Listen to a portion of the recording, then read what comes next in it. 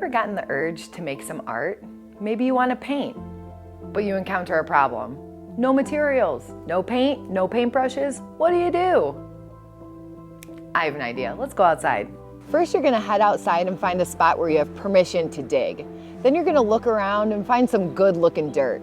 Take your shovel and take a scoop of that beautiful dirt in a container.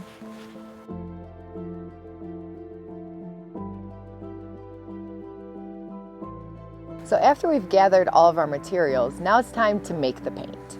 So we're going to take a small shovel of dirt, a little more,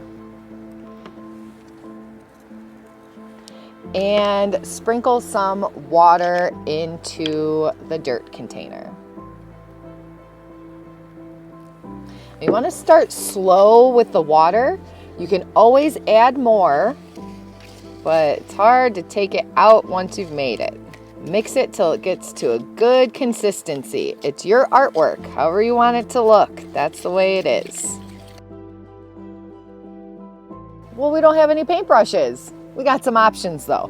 You can use something like a bait worm from your local tackle store to paint with. Go ahead and dip it in the mud and paint it. Make any design you like. Oh, it looks cool. You can spread it around using a bit of a twig. I'm going to break some of this off. Make some different lines this way. You can also just pour some on your paper.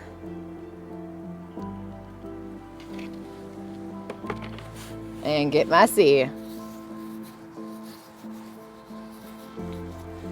You can also take it beyond the paper. You can, with permission of course, maybe paint on a log or a rock or even the sidewalk. It's just mud. All you have to do is wash it off with a hose and you can start fresh.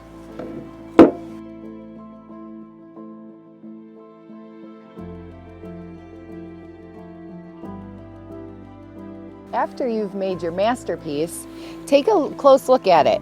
Pay attention to what it looks like when it's wet, and then check it again after it's dry. How did the color of the mud change? You can also try it with two different types of mud. Take mud from one area and some dirt from another area and see which color turns out better. Dirt isn't dirty. Soil is filled with lots of healthy microbes that can strengthen our immune systems. So embrace the mud this spring.